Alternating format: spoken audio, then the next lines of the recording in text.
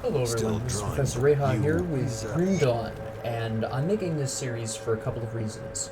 I was cruising on the Grim Dawn subreddit a couple of days ago, You're not looking too and bad. The body's ever since then I've seen a rather large amount of posts from new players to the game asking for videos or series that really discuss Grim Dawn for new players, and while there are several great Grim Dawn YouTubers, apparently that's not what a lot of these new players are looking for. I don't know if this is because they run a specific build from 1 to 100 and not going through kind of generally or whatever.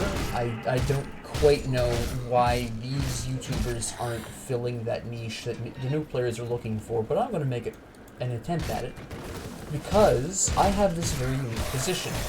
Let me give you this backstory. About a month ago, shortly after New Year's, I was trying to mod my Grim Dawn. I've done it before, I've done it a dozen times. Nothing new there. Unfortunately, I goofed it and somehow wiped all my Grim Dawn data, which was fairly interesting, but, you know, easy come, easy go. So, even after about a month of playing, I've only recalled, say, those of you who are experienced players will know what I'm talking about here, I've only recovered about a dozen or so blueprints, epic blueprints, the green ones notwithstanding. I have not even reached Elite again. I keep playing around with other builds. I don't play necessarily the try-hard builds, the efficient builds. I don't play that way. I just build whatever is fun. I usually run several characters simultaneously, and I just switch between them depending on what I feel like playing. I don't know how many other people do this, but that's just how I personally play.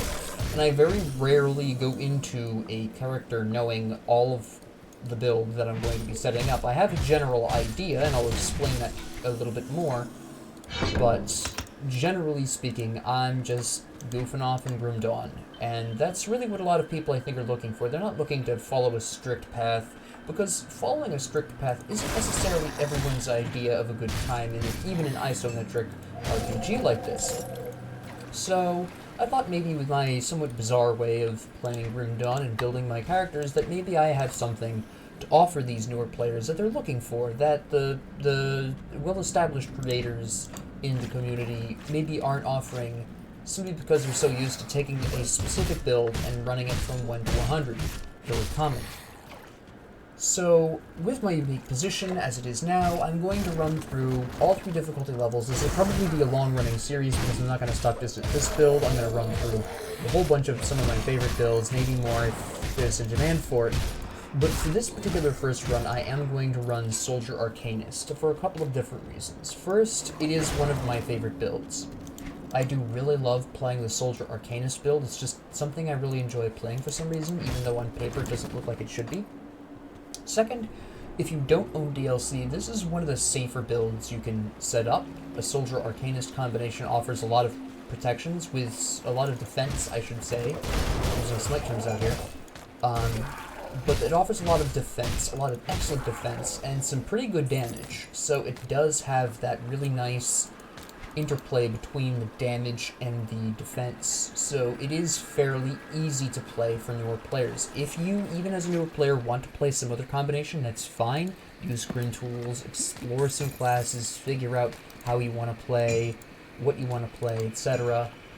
And just have a blast. Don't feel pressured to necessarily play Soldier Arcanist, because that's what I'm running through. I'm going to be clarifying my thought process as I run through, so that way you'll see how I build, why I'm building it that way, and why I'm equipping these whatever pieces of equipment. Now keep in mind, very specifically, as I stated earlier, that I don't necessarily go into a build with a plan. For example, for Soldier Arcanist, I know broadly speaking that I will be focusing on elemental damage somewhere along the way, because that particular damage source is very easy to flow between Soldier and Arcanist, and one big reason for that, if you'll give me a second to kill this bug, is the ability of Cadence to pick up elemental damage. So elemental damage from the Arcanist and from Cadence, along with the passives that the Soldier makes for a fairly decent, strong build. That's fairly enjoyable to play after a certain point, depending on how patient you are. I didn't go through those buildings down there, and I really need to. So also this will be a really nice way of new players who maybe haven't gone through the whole game or maybe aren't so familiar with pathing or some of the secrets of the game to better understand some of the places that they can go to either grind or level up or what have you. Some places that maybe the established creators, the long-running creators, don't necessarily go to anymore. So you'll notice right off the top, first off, I'm generally ignoring picking up yellow things that I don't intend on equipping, because primarily at this particular junction, they don't sell well. I don't usually stop to sell yellow or gray. Even at the early stages, you eventually become swamped with money, and in the early game, you very rarely need money anyways. I almost never buy equipment because, frankly, it's usually not worth it, especially even green or whatever equipment, until at least level 50, at which point it could possibly be worth it. I'll get more into that when I hit level 50 and talk about that in more detail there, but generally speaking, if you're a new player and you are looking at a yellow piece of equipment or a gray piece of equipment and you don't intend on equipping it, don't bother picking it up. You have to go all the way back to sell it at Devil's Crossing. It takes time, and it's generally not worth the money, so it's just not really worth your time. The green stuff, even the default green stuff, I will sell for at least a little bit of capital. It sells for at least a small amount, a decently small amount that you can use for potions, generally speaking, which is the only thing I really buy consistently is potions. So don't worry too much about money or picking up absolutely everything. If it's not green, I basically don't bother unless I intend on equipping it. Okay, this is more damage, so I'll temporarily equip this, but that's not long term. I was fairly lucky with the Puncturing Scrap Metal Gladius of Alacrity, which is a mouthful, so I'm just going to start, using them as the broad terms. I was fairly lucky with that sword, because that actually enhanced the damage type that I'm currently doing. And you may also notice that I immediately pick up Forcewave. There's a couple of reasons for Forcewave being the first ability to pick up in this build. I may not keep it long term. If you don't know, which you probably do, there is somebody in Devil's Crossing that can readjust your skill points after you get the first boss killed, so you do have that. And at least until then, if you are running Soldier or most other combinations, Forcewave is a great early skill to invest in because it stuns, it punches through, it does a lot of damage. It really helps you survive against otherwise impossible odds. I don't want to use guns. I have decided ahead of time I'm using single-hand weapons, and that's something else I want to talk about really quick while we're in the relatively early game. You don't really need to be paying attention because basically everything I pick up at this point is going to be worth equipping because it's better than the default. So, back to the point, when I do go into a character, I decide ahead of time one thing, what the main weapon and what the offhand whatever is going to be. And I make that decision ahead of time because I learned very early on that if you start out using a shield and you decide later on you don't want a shield, that requires some adjustment because you get used to having the protections of the shield without realizing they're there. Shields have, and I'm going to bring up the shield really quick once I kill these guys. You'll notice with shields, 15% chance to block 25 damage every 0.8 seconds. Okay, great. The physical damage mostly applies to any skill that requires you to hold a shield. For example, Forcewave. It requires a shield, it doesn't add the shield's damage, but say Shield Throw from Oathkeeper adds the shield's damage. For the intents and purposes of this build or most builds, the shield damage doesn't matter. Anyways, back to the point, you get really used to the passive damage blocking of the shield, and you don't even realize it's there, it just happens. So as a result, when you unequip the shield, you suddenly find yourself dying much faster than you're used to, and that can be quite disheartening or otherwise problematic. So, right away I decide, okay, I'm going to build this combination and I want to use these kinds of weapons. Very rarely will I get more specific than I want to use a single-hand weapon, I want to use this in my offhand, or I want to use two-handed weapons.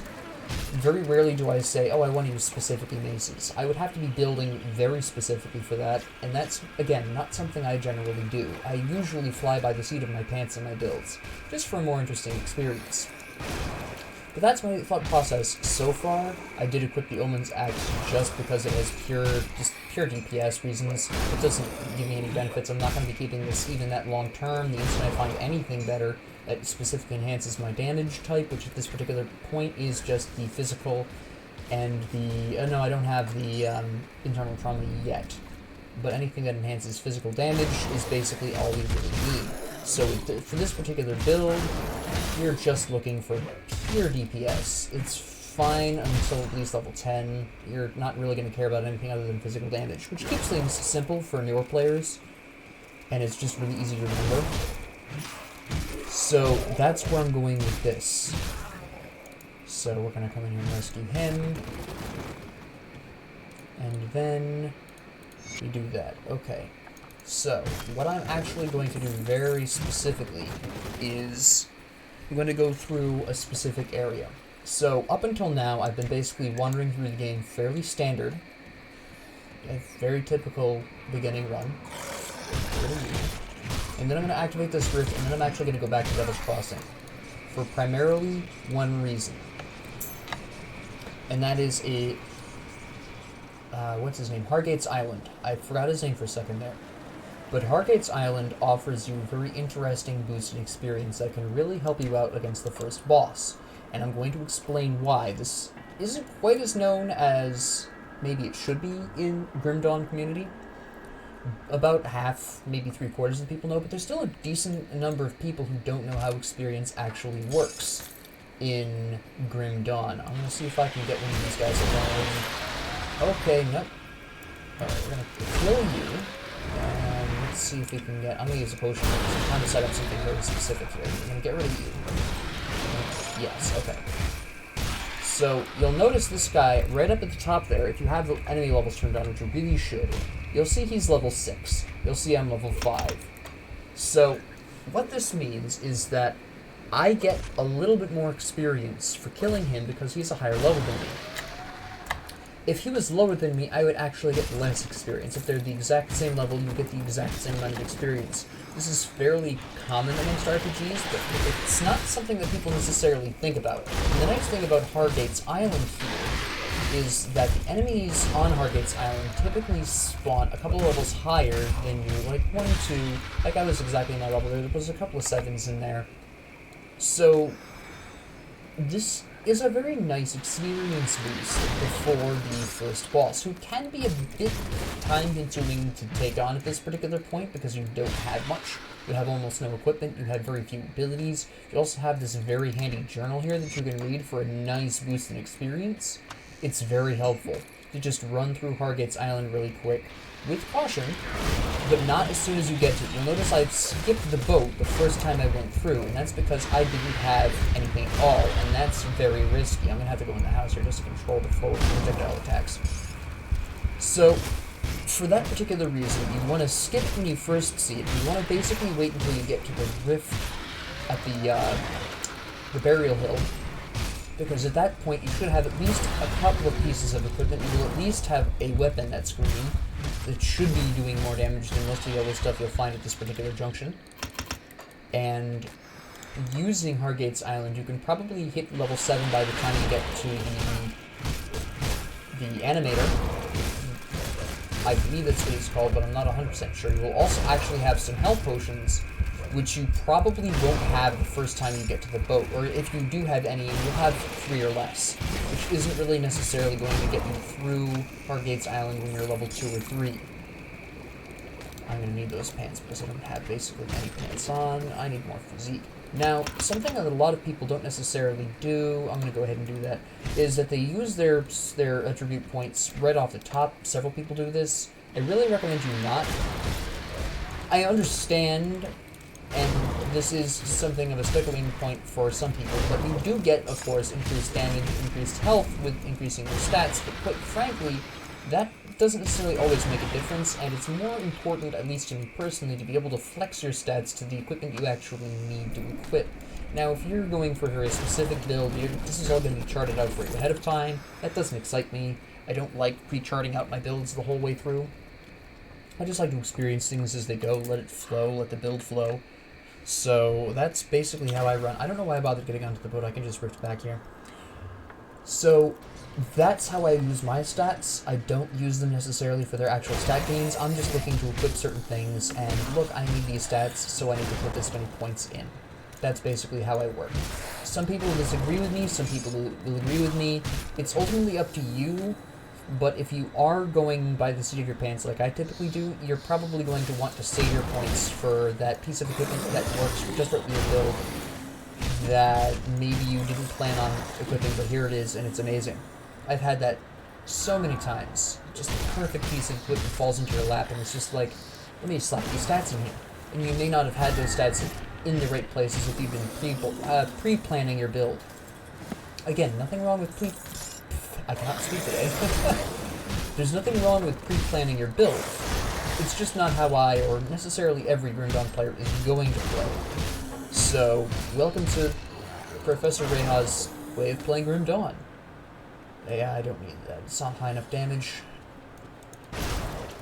So, we are definitely going to hit level 7 before we hit the boss, which is really excellent because that means I get to max out my Forcewave. Now, I do want to take a moment to mention that the rotting soldiers are going to be the big threat on the board for very early characters. They hit really hard, they can stun you for a little bit. They are definitely potentially problematic. You do want to try and take them out first if it's a small group of enemies. Generally, you almost always want to take them out first regardless. If you're playing a different initial class than Soldier, you do want to get some nice group attack. For example, if I had chosen, I'm going to pull out a relevant example. If I had chosen Arcanist first, I would want to be going into Panetti's Replicating Missile right away, get that group area damage in there. It's the first thing you generally want to be building. The only problem here, the only class I can think of that has a hard time with that doesn't really have any kind of group damage types is Necromancer, because their first, unless you go into Skeletons, which are OP in the early days, which is fine, but I don't have any shoulder sets better than what I've got. So that's really what we're talking about here. Now, for the first 50 levels of your character's existence, you're probably going to be equipping basically anything that works with your build, but I strongly urge you to pay very close attention, particularly to the resistances of whatever you're equipping. If you aren't aware, Elite and Ultimate reduce your resistances by some specific amount. On Elite, it's 25%, on Ultimate, it's 50%. I'll explain this in a little bit more detail when I get to those difficulties, but basically here, you'll see my resistances. You'll see I have none of anything. This means I'm taking full regular damage from each of these damage types. Great. So, what does that mean for me? Well, that means that an enemy that does that particular damage type is going to hit me like a truck. So you want to increase those resistances, and that's vitally important, especially past normal mode. I'm playing Veteran, which the only real difference between Veteran and normal mode is the bosses will heal themselves if you die. They'll heal themselves some percentage of their HP. What percentage depends on the boss. And also, in addition to that, you've got the famous increased loot drops, which isn't a huge deal at the early stages, but it can become important later on. So, just keep that in mind. I usually play on Veteran at normal mode. I'm going to play Veteran if I'm on normal, just because the slightly increased loot drops are more interesting for me, and especially if you are playing by the whole make it up as you go along play style, you really do want to have those increased drops increase finding something that works for whatever you're working towards, whatever you have to be gearing towards as you're playing along and deciding, I really like this, or I really hate this. You get more equipment to actually pick and choose what you're equipped with, what you're adjusting to, and everything like that. So that's ultimately where we're going with this. So as you can see, I've been just kind of rotating around, trying not to stay in his Aether Fire, just stunning him, hitting it, angling myself to hit multiple minions. This is generally how I play Soldier. That's much better armor than what I had before. Not enough, whatever. I already know I don't want, see, that's just pure damage. So we're just going to go ahead and equip that. I still don't have enough with the pants, it's fine. So, I didn't even put the points in this, and I talked about that too. Ah, well. There's an oversight on my part. We're going to put some Cadence here, just because I know for a fact I'll want Cadence in my build. Unless I really go crazy with my build, I'm probably going to be using Cadence with the Arcanist Soldier build. So, I have to actually equip that. So we're going to go down here and equip Cadence. There we go. Alright, so 1/8, sure, the health regen, why not? I don't need this. So for my constellations for Soldier, I am going to pick up the turtle right off the top. I am going to eventually be working towards, at the very least, the Obelisk of Menhir, and either I will be going into Oleron if I decide I'm going to go really heavy into the Soldier and only pick up a couple of things from Arcanist, or I'm going to try to get into Atakseru the Mirage. Now, if you're new to Grim Dawn, you can usually get into 2 of those final constellations, and you really should be angling for them. And that takes a bit more planning. I usually plan for my constellations with a little bit more care than my builds, because I am looking. You have to pick and choose what constellations you have. You only have 55 points, so it's pretty important to know where you're going with your constellations at most times, if not all the time. So that's my rough idea. Whether or not I stick with certain ones, like I know for a fact I'll always use the turtle. It's just a given. If you're using a shield, you basically want a turtle. At least in my experience, this is generally how I prefer to build. It's just so useful. It really helps you survive, because he has the nifty little turtle shell, which is hugely useful. It's guaranteed activation at 50% health. It absorbs a huge amount of damage in the late game. It's just a very, extremely useful, terrible grammar for one thing, skill to have. So we're gonna run through this. I need some time to plan it. Yeah. Now I happen to have the materials because like I said, I've been playing under this new version for a month. But you should, even at your first playthrough, have the materials you need for this, so it shouldn't really be a huge problem. Get all my quests, talk to you, give you the scrap. I'm not running through the story because, quite frankly, that's not really the intention of this particular series. You can enjoy the story in your own time. I'm gonna rush through it personally because I've seen it dozens of times. But if you haven't seen the story, take your sweet time about it. It's a fairly interesting story. It's a little bit standard fantasy, but it's good.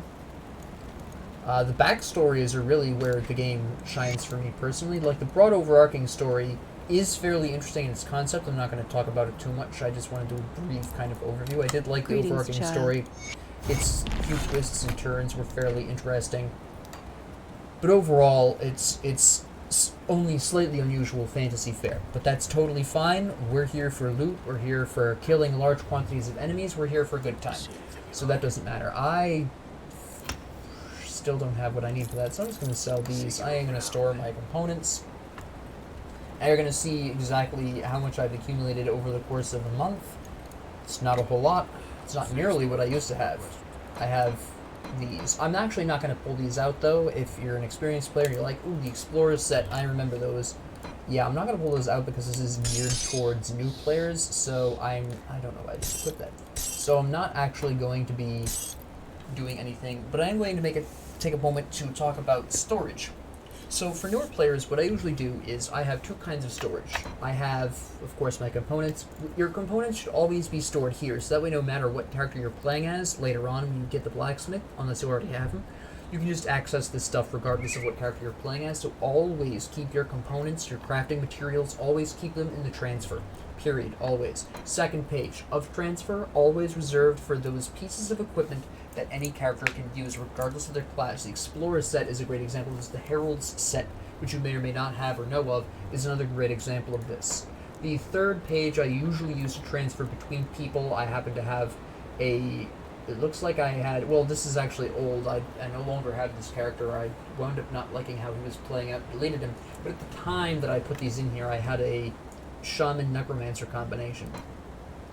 And for the actual character's storage, the first page I usually will reserve exclusively for equipment that I liked on him, or equipment I'm looking to keep replaced. Like if I replace a piece of blue equipment, for instance, I'll put it in here so I can remind myself of why I like that particular piece of equipment. The rest of these are just the random crap that I find lying around.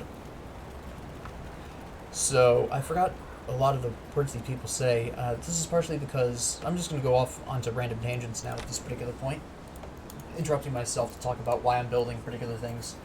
But I don't usually play this game with the sound on. I usually play this game mute, and I listen to something else in the background. Maybe it's an unsolved mystery documentary or something of that nature. I'm pretty big into the unsolved mysteries and pretty big into that kind of stuff. Conversations about the meaning of horror movies, that's something else I'm into. Fun fact. I'll listen, but usually the point is I'm listening to something else while I'm playing Grim Dawn.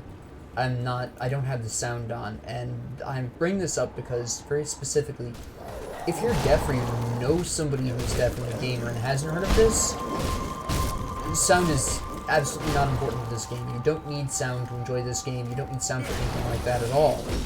And this is something that I think not a whole lot of people talk about. There's a huge number of games that can be played 100% fine without sound, and this is one of them. I very rarely play this game with sound on. I'm only playing it with sound on because of the purposes of this video. For those people who want or would find it weird to have this weird dead sounds in the background of my conversation,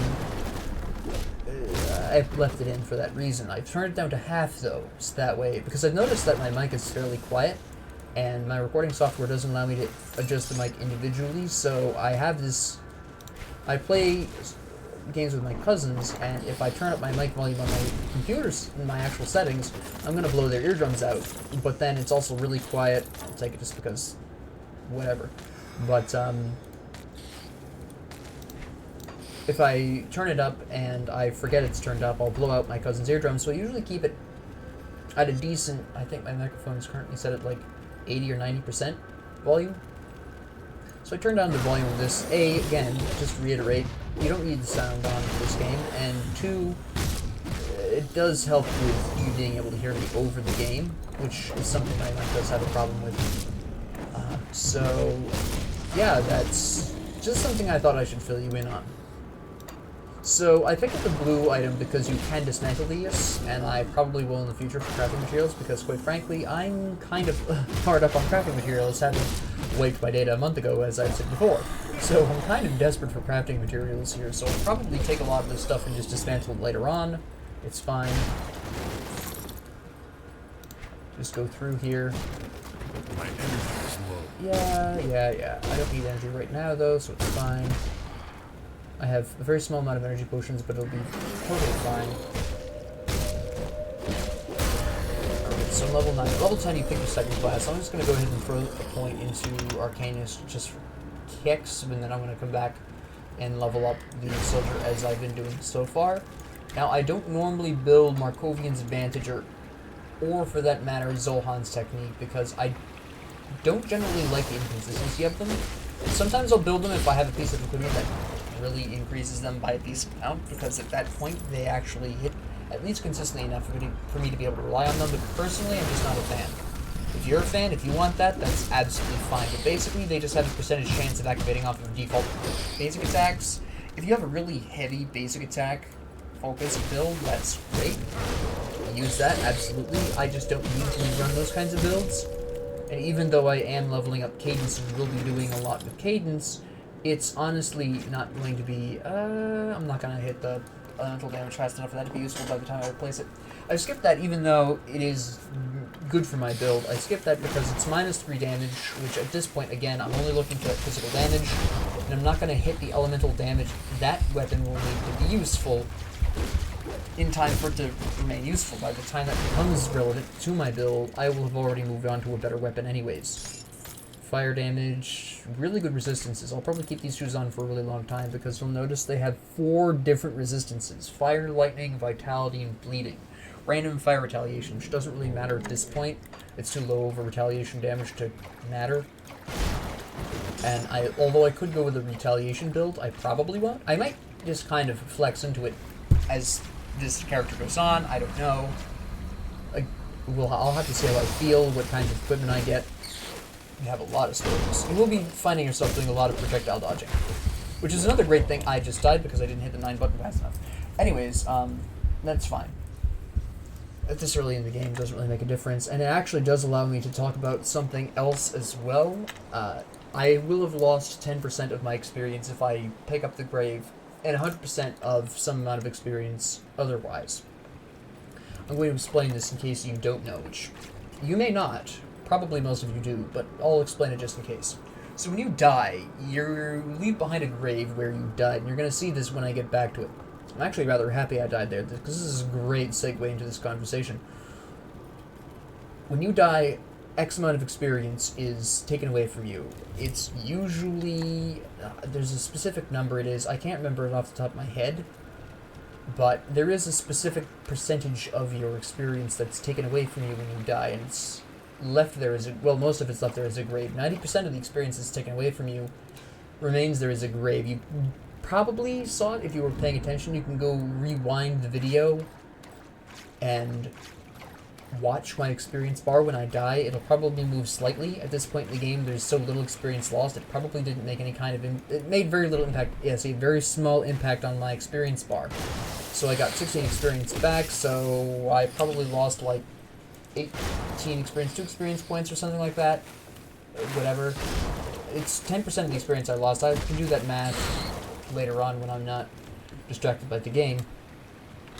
But essentially speaking, what we'd be looking at here is I lost 2, 3, if 16 was 90%, then you're looking at, yeah, about 18 experience, yeah. So I lost 2 experience. I would have lost 18 experience total. I got back 16. I would have lost 2 experience points. This early in the game before level 10, it's basically non-existent, so it doesn't matter. Die as much as you like, really. Well, not quite true. If you lose 2 experience points every time, you're basically going to have a really hard time leveling up later on. Oh, I have no. So, that is... back to the point there of dodging projectiles, that is a nice thing about Forcewave. It does allow you to do decent amounts of damage even while dodging projectiles or other hazards. And this upcoming boss is going to be a great example of the other hazards you can encounter while you're fighting a boss. There's all kinds of fun hazards you get to play around with and dodge. It's a good time. It's a good time. Alright, we're going to draw you all, and I have definitely more offensive ability. Offensive ability, for those who don't know, just in case, is the percentage of you hitting and critically. So, or critting, as another term, the more common term is. Yeah. Don't have enough energy. It's not even off cooldown, guy. Relax. He tells me I don't have enough energy before it's even off cooldown. It's like, why are you even bothering? I can't use it anyways. That's a weird thing I've never noticed. So, I'm just clearing out the area, just so I can get some level ups. I'm hoping to get level 10 when I get out of here, either by killing the boss or completing the quest, one or the other. I'm not terribly picky. And see how we roll with this. I'm definitely not going to hit level 10 before killing the boss. That's not going to happen. But I could hit it after killing him. Now this is really where we're starting to see heavy amounts of elemental damage. You're going to notice you take a lot of poison damage here. If you are lucky enough to get poison resistance, I was not lucky enough so far, then you're going to be pretty set for this fight, because even that water does poison damage for reasons. So I'm going to go ahead and fight a mono for a bit here, use my health potion as an energy potion. And then I'm going to use... I'm waiting for him to put down a water sigil, which is a fixed attack. I don't know why I flew that over there. That's interesting. Come on. Sigil me. He's not going to. Okay, so I was going to use my stamina, which is the little yellow highlight in my health bar down there, which auto-heals you much faster if you stay out of combat long enough. I'm going to just use it. There we go. There's the sigil. Thank you. This is the first time he's never used it on me in melee. Although generally speaking, I'm playing with family, so that might have something to do with it. So, yep. We're going to do this. And we're just going to fight him out. We're just going to brawl him for a little bit here. Yeah. There we go. Now, I heard the shield block there, but... See, I wish... Nah, never mind. Doesn't make a difference. Makes no difference. I walked right into that. Good job, me. Alright, let's brawl a little bit more. Get that cadence damage in there. Now, another thing that makes this particular weapon that I'm equipped with better than the last one I passed over, you'll remember that fire/internal trauma damage weapon I passed over, it didn't have the attack speed of my current one, which means Cadence hits more often. So that's really why one of the main reasons why I kept this one, and a big motivating factor in not switching this one, and I'll probably be looking a little bit more heavily on attack speed than a couple of other factors in future weapons as well, because Cadence's attack speed isn't, or Cadence's damage, excuse me, Cadence's extra damage isn't going to be calculated into the DPS of the weapon when you hover over it. I don't need that. Let me see. That's not... Well, no. I am tempted to take this for the poison and acid resistance, but the physical armor is too low, so I'm not going to. This is interesting, but I'm not going to equip this because I'm already working towards the pants, which I actually just realized I have enough before. Alright, I probably should have done that, or checked that beforehand. Food ration is very nice. Activate the shrine. And here we go. Yes, we are level 10. We're going to put a single point in Arcanist so it doesn't bother me to constantly be picking. And we're going to put more of the Cadence here. Yeah, I don't need offhands. Defensive ability is nice, but I like the Cunning and Spirit out of the armor I currently have. This will give me large quantities of health, which is going to be more important than my damage output at this particular point. I need to put a point into the turtle. We're going to get some health and defensive ability anyways, so that's a really nice benefit there. And here we go. Back up we go, reported the quest. We're going to have ourselves a grand old time. Okay, so Barnabas Collins. Any luck clearing out those well, that's a reference probably most of you don't get. Alright, so I'll give you a good price of what I've got left. I can equip this. I will equip this, even though it's not ideal. I will eventually be replacing this because it is specifically for Oath Keepers, and so it's not going to give me the same kinds of benefits that necessarily, say, a Soldier Shield would, so that's temporary. This offers me more defense, so I'm also going to keep that.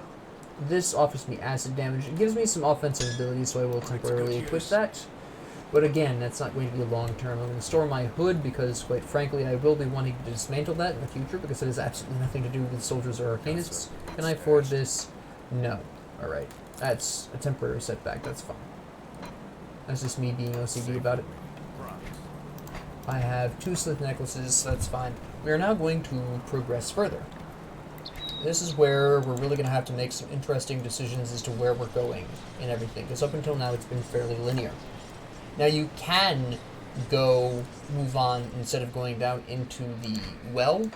I don't generally recommend it though, because the enemies in the well are going to be a couple of levels higher than you, and again, that means bonus experience.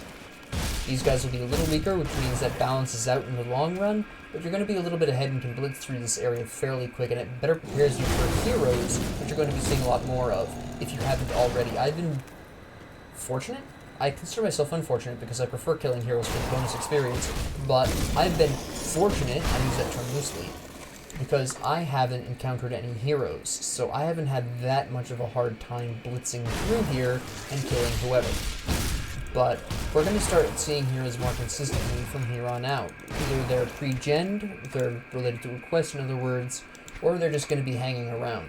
I have a weird tendency to just find large quantities of heroes all clustered together. I don't know if this is part of the game or if it's just me, but I generally find myself fighting 2 or 3 groups of heroes at the same time, and for some enemy types that's normal.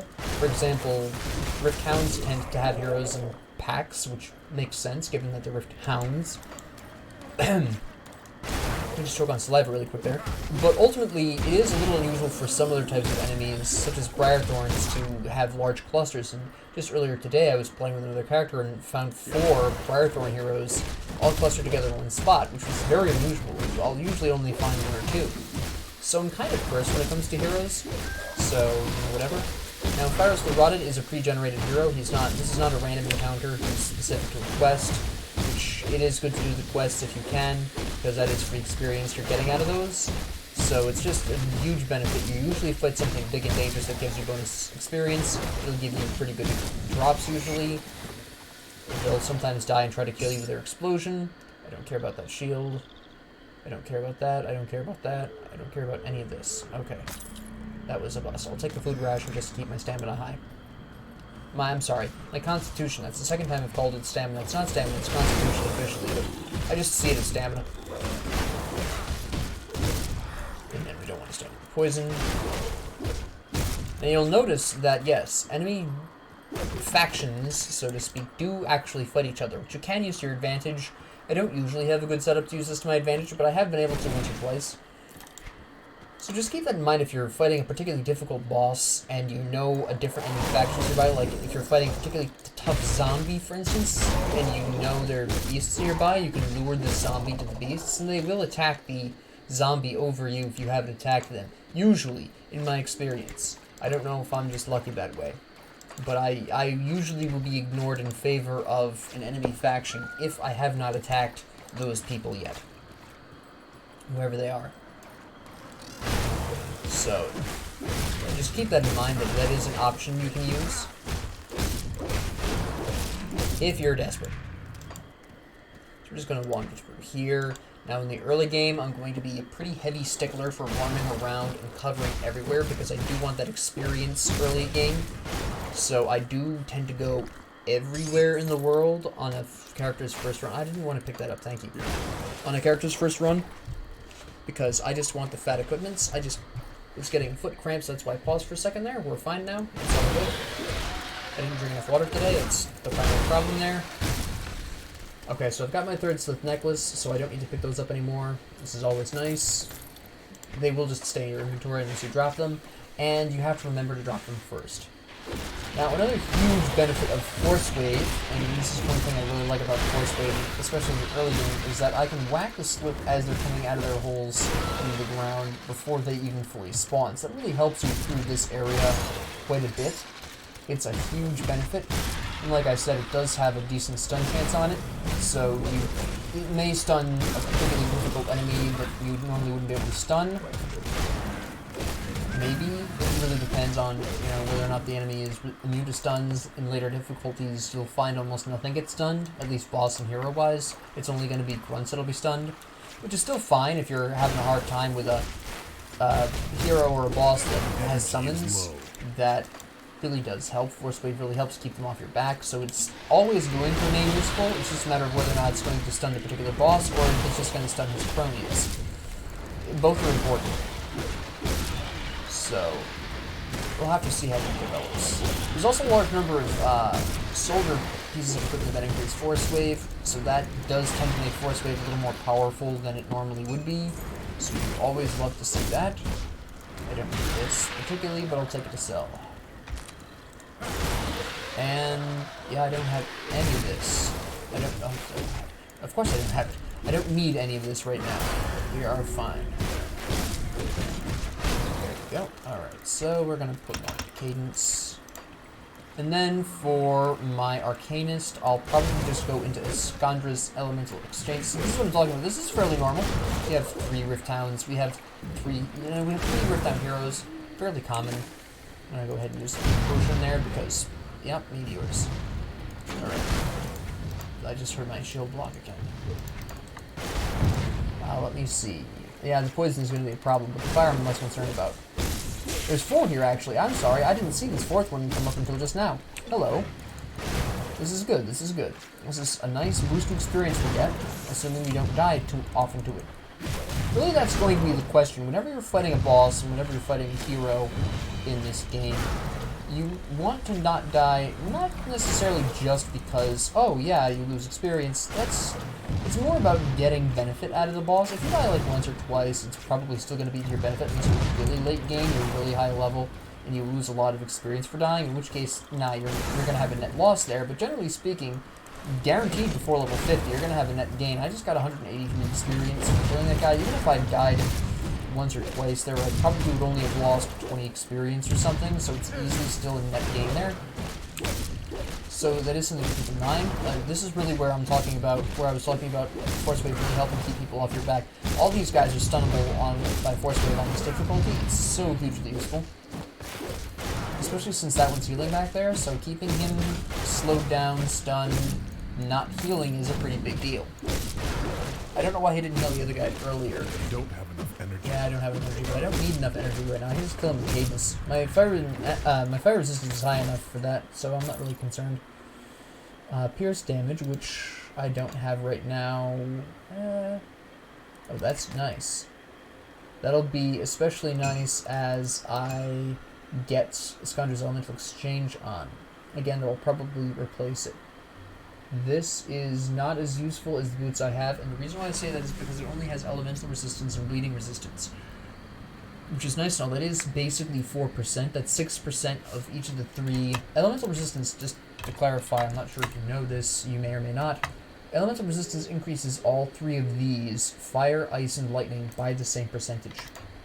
So for these rune-carved leather boots, that 6% elemental resistance actually translates to 6% fire resistance, 6% lightning resistance, and 6% ice resistance. And then we have the 8% bleeding. I'm going to keep my resistant leather boots at Wolfman's Flame. I'm going to pick this up just for selling. I'm going to keep my current boots because the percentages on this are a little higher. The bleeding resistance is 2% higher. We have 1% more. Actually, no, it's 6% elemental, right? 6% elemental resistance. So this is really nice because it has higher of those resistances. Take this for selling. And again, this is a matter of better defense, better resistances. I emphasize resistances more than most other stats because once you switch to Elite, once you move up to Elite or Ultimate, or just move up any difficulty at all, if you don't have your resistances already set up and in place, you're going to get gobsmacked right off the top. It's going to be disgusting. So you really want to pay attention to the resistances. They're so important. I would argue that they are in fact more important than any other stats. As a personal opinion, I'll make that argument that your resistances are going to make or break you more than any other stat. So you really have to keep a very close eye on those. You might, if you're really paranoid like me, you might carry around a couple of pieces of equipment with specific resistances because either you're overcapped because of some other piece, or you just have a couple of options, or you know a specific damage type is going to be present in an area and you want to wear that piece of equipment specifically for its resistances. I have been known to do that, but generally speaking, most of the time, especially for veteran difficulty, you don't really need to, A, and B, once you really start getting really good stuff, they're gonna have enough resistances, usually, to cover you where you need them to, so that's generally fine. So we'll just wander around, see what we can see. There's a cave around here with some prisoners. That means a lot of experience, because rescuing them counts as a quest, so you get a lot of experience as you look in there. There's some decently tough enemies in there that you can use for bonus experience. It's a good time. It's a magical time, and it spawns in a couple of different random places. I wonder if it's in this area at all. It might be in the next one. I'm not that concerned about it. Alright. I don't have a second ring, so we're just going to take that on principle. Alright. And let's see if the cave is in this area or if it's in the next one. I can't tell from here. Let me see. No, it's in the next one. Okay. Good to know, good to know. And we'll just bash away through here. There we go. So, yes. Smack you. Anyways, I'm gonna have a conversation. Well, there's nothing really huge going on right now. There's no massive equipment decisions to make. So, I'll talk about a couple of other things, just to keep you all entertained. So another game that I really like playing with the sound off, and another game that I would strongly recommend if you have friends who are hard of hearing or completely deaf, and they're looking to either get into gaming or they're looking for more games they can play that don't need sound, Stellaris is a great one. Sounds only make things slightly smoother. I'll eventually make a video on that. I'm going to need that energy for this totem. I will eventually make a video on Stellaris and why it's good for deaf people and what the only really thing they need to compensate for, but as a rough idea, you get little audio cues of when, say, your research is done, or whenever somebody offers you a really bad trade deal, which is most of the time. That's about it. That's the only real useful sound coming out of Stellaris, and it's also visual, and it's a bit more descriptive visually, so I just generally turn the sound off and just run with it there. Let me see. I could equip these, but I really wouldn't probably keep them on long enough. Also, they require me to be a bit higher level, so it's not really that big of a deal. Okay, so I've finished Cadence, and I've finished Forcewave for now. So, because of this is just how I tend to build, I'm gonna switch over to Arcanist for this first level. I'm gonna grab Iskander's Elemental Exchange, and I'm going to grab Inner Focus. I want Inner Focus for that offensive ability in the Spirit. Great stats. And I want Iskander's Elemental Exchange because after I'm done with that, I'm going to go right over to here and grab Discord for Cadence, which will make my regular Cadence hits absolutely huge. So this is a helmet that I'm going to sell, and the reason why is because even though it had higher armor, it had fewer resistances, and my current helmet works just fine. Lightning damage, which I'll use when I get the Elemental, it's fine. This will work for now. What am I clicking on? My mouse had a problem. My mouse does not like this one game in particular. I don't know why, but my mouse has a problem with Grim Dawn. Sometimes it'll double click on Grim Dawn, and it will not for any other game. Ah, yes, this cave here. Now, this is an interesting decision that you have to make for yourself, but this cave is going to house some pretty tough enemies. How well you fare here depends entirely on what your poison resistance is. Okay, we're just going to get the hero right off the top. Alright, this is going to get ugly. So this can happen sometimes in this particular cave. There's always going to be a swarm of enemies right in the entrance of the cave. It's a matter of how many. This is actually a little unusual for me. I usually only have 2 clusters. This is 3. So this is going to be a fairly interesting time. I think I just triggered the boss by accident, too, which means he was standing up quite a bit closer than he normally is. Is that the boss down there? Yeah, that's the boss. There he is. Alright, so we're going to be doing a lot of running around and force-waving people. I'm just going to grab everyone else just for the heck of it at this point. I mean, at this point, it's like, what, 2 clusters more? We've got this group, and yeah, I know I got everyone. It was just 1 more cluster. Okay, so I've got everyone here. So we're just going to ring around the rosies, force wave people as much as possible. At some point, we're going to have to try to separate the hero from the boss and kill him separately because having both running around. Actually, this is a good opportunity. Apparently, I've already whacked most of the people with force wave. Also, I just hit puberty, apparently, according to my voice crack earlier. Always a good time. Puberty. Favorite time of everyone's life. Oh, hello. You're not supposed to be back here. There we go. Oh, there we go. You didn't need to die like that. You didn't need to throw out spikes like that. That was just uncalled for. Okay, so thank you. And let's see if we can take you on. How good is my poison ass resistance? 0%. Probably not that good. Alright, we're going to try to stun you. That didn't work out too well, did it now? This is going to take a little bit of time because I'm building more for the... I've been building okay for damage. Soldier isn't exactly hugely damaging, even though I've made it seem like it.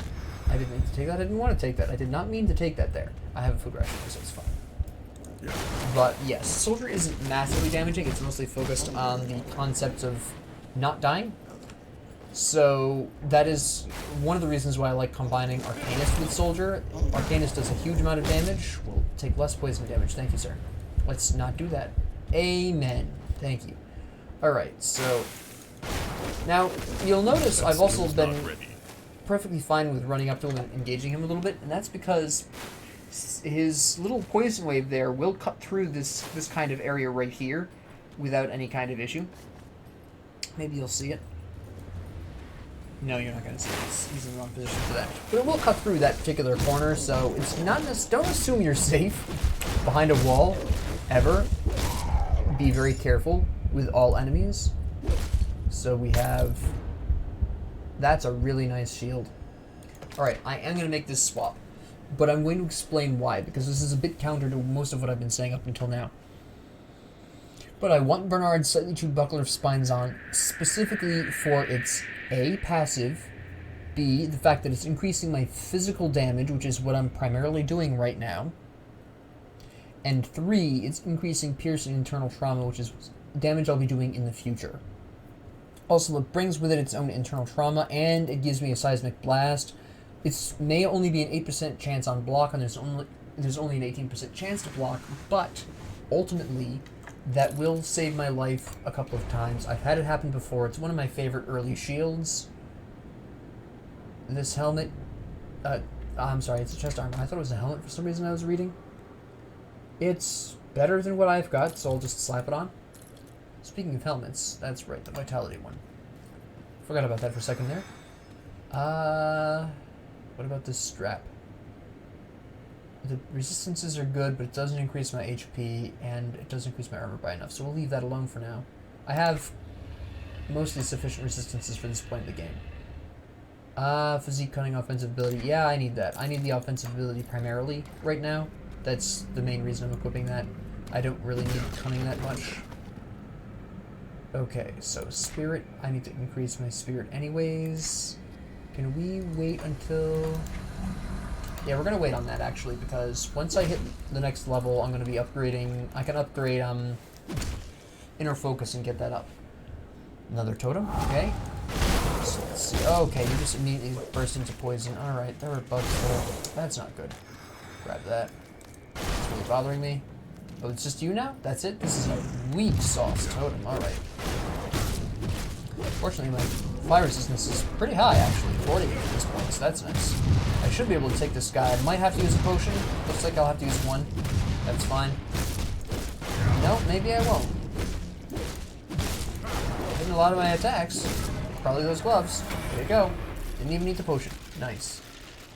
Yeah, not a whole lot of this is going to necessarily be useful. I'm going to take that because I don't need the ether damage right now. But I don't think I'm going to need to replace my shield with those. These shoulders are even better than the ones I just equipped. Those resistances, though. Yeah, no. At some point, I will not even be looking at yellow and white abilities equipment anymore. At some point, I'll just be going straight for green, blue, and purple. And that point is not now yet. I don't have the stats or the equipment to do that yet. Worst case scenario, I wait until I'm like level 18, 20. Really depends on how lucky I am, really.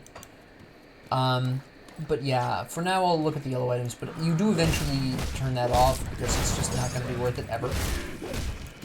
Because it's just not going to...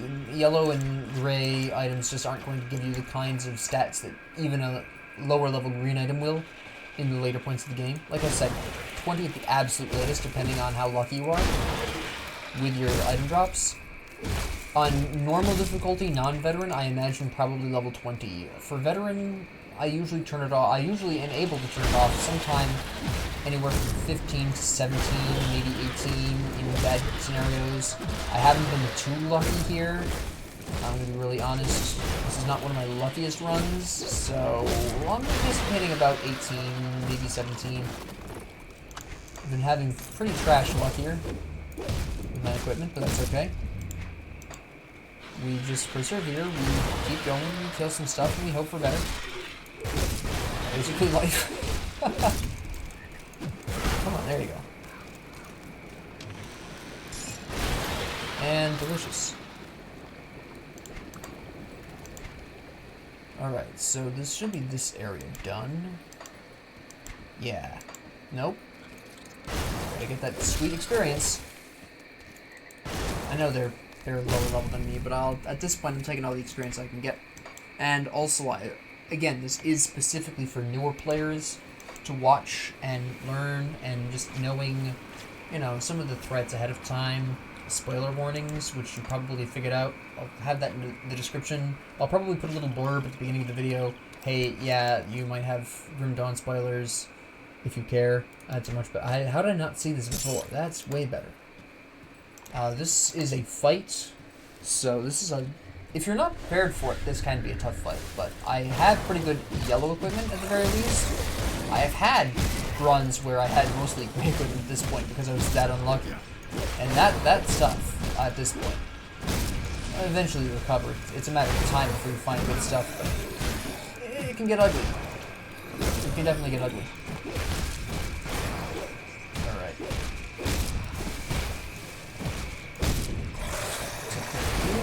Go. And then we're gonna go over here and do that. Forcewave is so useful in the area. It's amazing. Also, if you're having a hard time surviving the fire zombies, you'll notice they're exploding and dealing damage to me. Forcewave is great for that. Always go for a ranged group ability if you can get your hands on it. Or in the case of the Necromancer, the Skeletons. Just so, it makes such a huge difference. For demolitions, that would be stun jacks. For shaman, that actually would be nothing. They don't really have anything. And shaman can be a little bit tough in the early game. If you're gonna build shaman, build it as your second class. That's the only class I would say, hey, do that with. So this I know for a fact has great resistances. So we're just gonna go ahead and replace my yellow ring. There's the double click I told you about. There we go. We level up, so we're gonna put this on, and we need more, that's fine. We'll put it all in there. There we go. Oh, wait, I don't even need that anymore. Hold on. Silly me. Alright. So, I'm going to introduce you to the seal remover really quick then. Because it just occurred to me that I don't even need that yellow ring anymore at this particular point. Oh.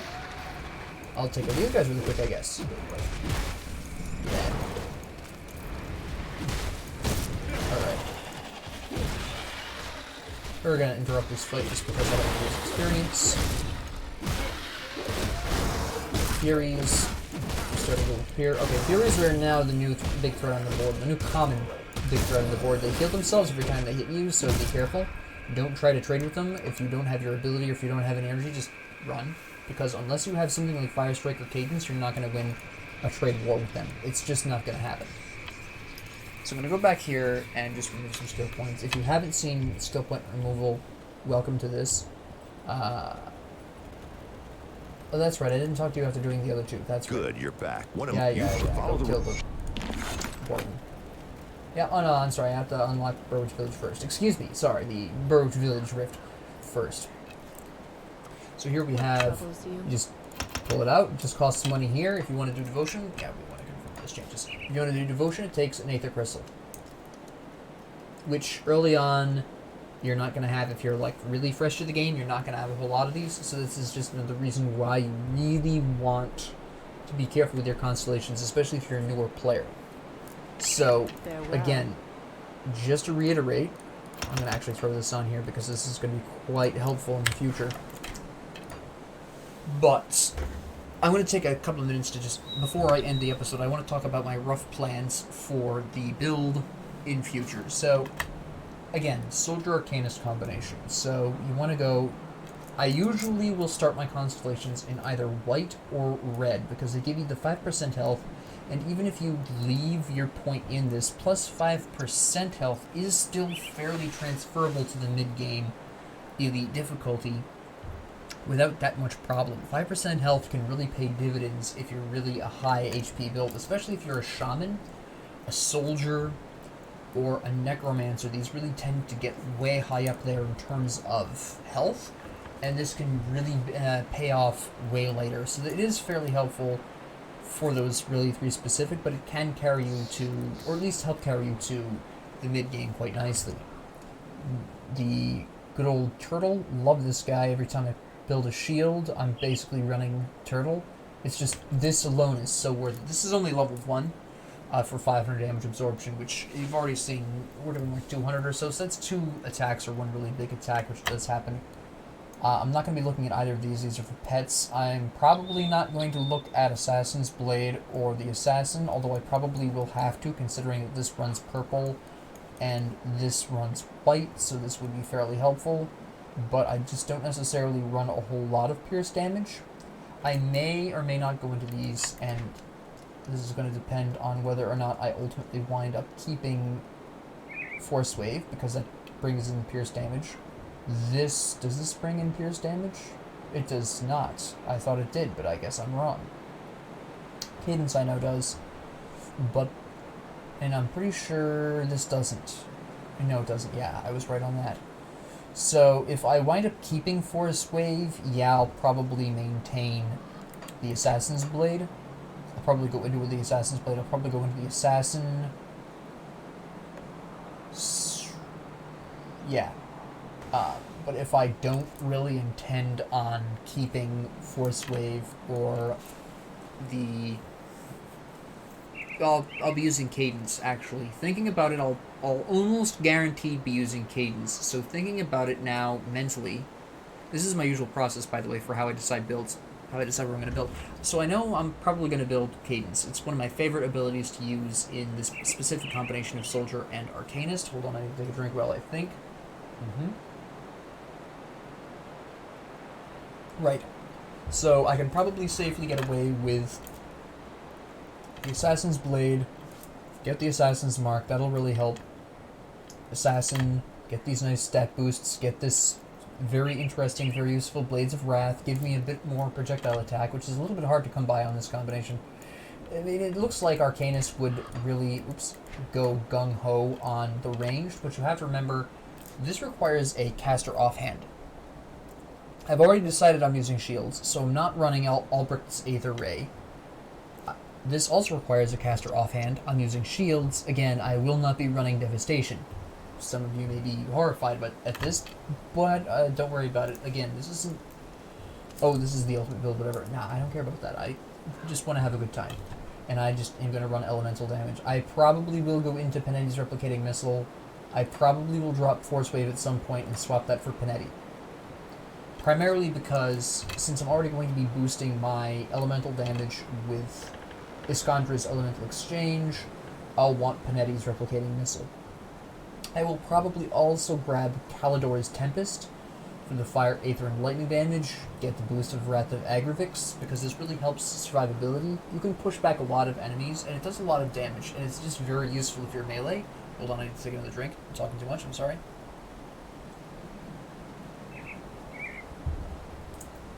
Anyways, since I probably will go into Reckless Power to convert my physical damage to Aether damage, get a nice Aether Elemental damage combination going on here. Also increases my attack speed, which is really nice, and this one does not.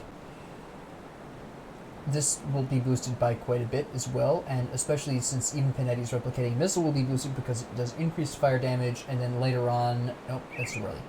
Right here it gets Aether damage. So Panetti's Replicating Missile works really well with Reckless Power anyways, so I'll probably wind up going into Reckless Power. I may change my mind later. I might go into Alexstra's Flash Freeze. Maybe not. It does reduce fire resistance even though it does cold damage. It may be worth it. Physical resistance decrease. It depends on how I feel. It depends on what items I get. Again, I am pretending that I'm a completely new player, borrowing a couple of blueprints that I happen to own. So I will be looking very specifically at, maybe taking this, but I'm not sure at this point. Definitely won't be taking this. I don't really like this ability much unless I'm specifically building into cold lightning damage, and I'm not really planning on to, so Arcane Will. I probably will build that because that works really well with Menhir's Will, and I will be wanting the combination. It's a delicious combination. It's stupid, actually. It's a really idiotic combination, and one of the big reasons why I love this combination, it's just so much fun to just automatically start dying. Oh, now I'm going to hit you harder. Great, and I'm going to heal while I'm doing it. Laughs in Battle Mage. I always forget the combination names. I don't care about that. Don't do chaos damage. Mental Alacrity. Maybe I'll go into this. Probably I'll go into this, I'm not sure. Maven's Sphere of Protection. If you're running Arcanist, you basically always want to be running this. Pretty much all of the time. It's fantastic. I'm not going to get to it for a while. I'm going to take my sweet time doing this. Because I want to talk about, I want to have you see how important a difference armor and protections go. Protections. I keep using smite terms. Resistances. I want you to see how important resistances can be, but I'm not necessarily going to be taking a whole lot of time. Temporarily, I'm skipping Panetti's Replicating Missile because I do have Forcewave, but I could switch it. I could switch it right now. I'll switch it right now, just because overall I do prefer Panetti's. Stay strong. It's just way more interesting to use. And since I am definitely going to go for the elemental damage, I do want that damage output. Now, you'll notice it's hugely expensive because I just put all my points into it. I'm not worried about it because I have Skandra's. You'll see that it's increasing my energy regeneration. This is key. This is one of the big reasons why this rough build works. And good old Inner Focus, which gives you that maximum energy from the spirit. The first level of this combination, for me personally, is always the slowest. The first couple of levels down here are usually the slowest, because once I get to about here on the Arcanist, I'm going to build this, maybe this, not necessarily always. Go here, build this and this. Go here, build this and this and this, and then it slows down a bit, and then after that, there's just basically no stopping. You build this, you go all the way, you build this, you go all the way up to here, you build this. I might go into Olrun's Rage instead. Who knows? This is subject to change. Like I said, I play this generally by the seat of my pants. But one thing I'm almost guaranteed to keep throughout all of this is Cadence. I almost always have Iskandra's Elemental Exchange. These are almost guarantees. So that's roughly where I'm going with this series, with this whole conversation. So, if you enjoyed or if you found this informative, please like and subscribe. If you didn't, please ignore me. Have a great 24 hours.